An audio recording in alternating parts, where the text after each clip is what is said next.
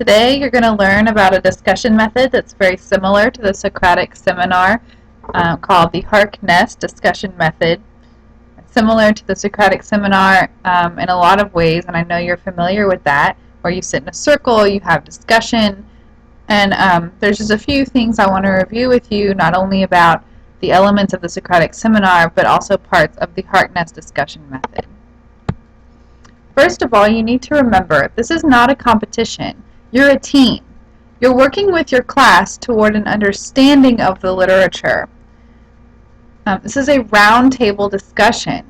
This is commonly used. A lot of my upper level classes when I was in college used this. I had one class where this is all we did, was sit around a table and discuss literature. The class will get 1 grade. I'll decide, did the class as a whole achieve a B, an A, a C, whatever it is. But students who do not participate will get marked below that whole grade, and students who go above and beyond with insightful contributions will get marked above that grade.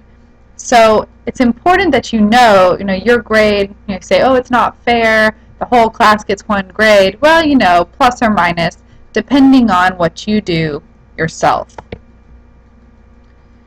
There's a lot on this slide, sorry. As far as participation expectations, this stuff, a lot of it is common sense. I expect you to be organized. I expect you guys to be leaders. You're an Avid. I expect a lot from you.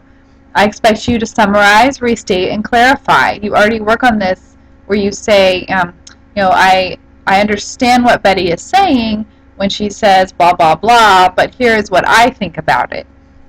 Or, thank you, Rodney, for that contribution. This is an addition to what you say.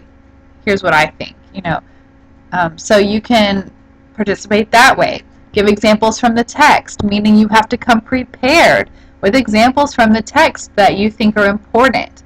You need to ask upper level questions. If I have people asking who's the main character, that's not even a question we should be discussing. That should be obvious. That should be something, unless it is a book or a novel, whatever, where the main character is in question and it's part of the novel. That doesn't happen very often, though. Of course, commenting or giving an opinion, as long as it's stated respectfully, is good for participation. Asking for clarification, reacting to comments are both good. Analyzing the text, analyzing a comment, or analyzing the discussion itself. Analysis, as you know, is one of those higher level thinking skills that we're really working on, especially for your AP essays. If the discussion kind of comes to a if the discussion kind of comes to a stop, getting the discussion going again is huge. Arguing a point. And remember, again, we're a team here. So when I say arguing a point, I mean giving evidence, using your ethos, logos, and pathos, giving outside sources or textual evidence, asking for new information or more information from someone who's already shared, asking for comments or reactions to certain things, making connections with other texts, situations, or discussions. Real life connections help us relate better to literature. Other texts that you have read maybe last year, or if you had me in a class before, those connections are really important. And once again, remember, this is not a competition. I know I have a lot of really competitive people in this group, and this is teamwork, okay? I can't emphasize that enough. Students lead the discussion, just like in the Socratic seminar. We speak without hand raising. A good rule of thumb is to pause 2 or 3 seconds of wait time after each speaker. People do this as adults in real discussions, not arguments, right? We respectfully wait and make sure the other person is done, and then go in for our comment. You rephrase, use names. For example, I see what Jose is saying, but I disagree because, for example, so to clarify, Anna is saying that Beowulf is more than an epic journey. Or also, I appreciate what Emma is saying, and I support her comment with this quote from the text. It's good practice, especially for y'all, because we expect you to go to college to have these skills. When I grade the Harkness discussion, at first it may be a little confusing to you. It's kind of cut off there at the top. It does say grading. Harkness Discussion, that's the title of this slide. I'll be listening and creating a chart of the discussion by checking the following. Do you have your book with you? That's 20 points for every discussion. So if you don't even have your book, the highest you can get, no matter what the class grade is an 80. Did you come prepared? Prior preparation is key. You need to have your notes that you've taken over the book. If we've done a dialectic journal, prepare your quotes, have articles, come with questions. Did you facilitate? That means, did you get the discussion going? Did you present new questions or big ideas? Did you contribute at all? Were you affirming? If y'all are yelling at each other, you're losing points. Were you aggressive and rude? That loses points. Again, minus 20 if you leave your literature at home. Did you dominate the discussion? Let other people talk. It's not all about you.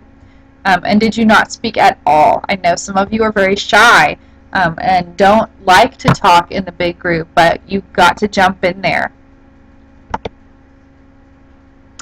This is an example here of what I'm doing while y'all are discussing. In this round table, the oval is the table. We have everybody's name. I didn't do this. I got this off the internet, by the way. We have Lucy and Ford and Sean, whoever these people are. And mine will look a little bit different than this, but these T's here, did they give a textual reference? Did they ask a question for the table? Did they disrupt? This looks like a pretty good class. Not a lot of disruptions going on here. And these lines in the middle show who talked. Maybe Lucy started the discussion, and then it went over to Kyle, and then it went over to whatever that says, Judy or whatever. Then it goes to Sean, then it went to Ford, then it went back across to Sam. And so this shows, if somebody's got a lot of lines going out from them, that means they talked a lot. Lucy did not talk a lot. She's not going to get as many points as she could have. Celia didn't talk very much.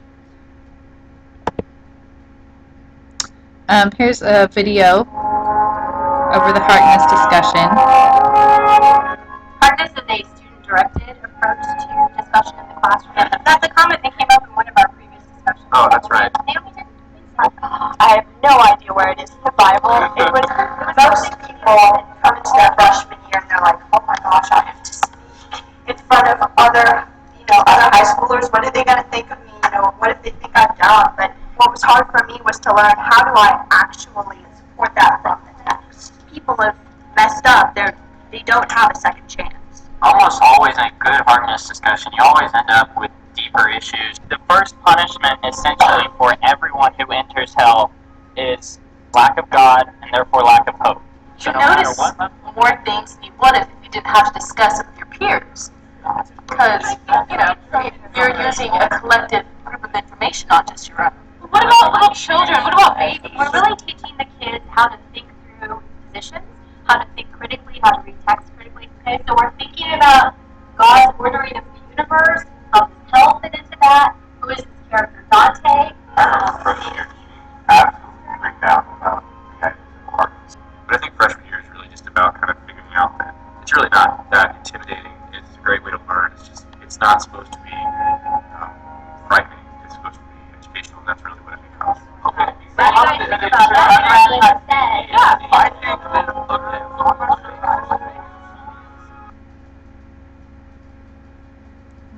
Loading here. If you're having trouble hearing the video, I'll post the link for that.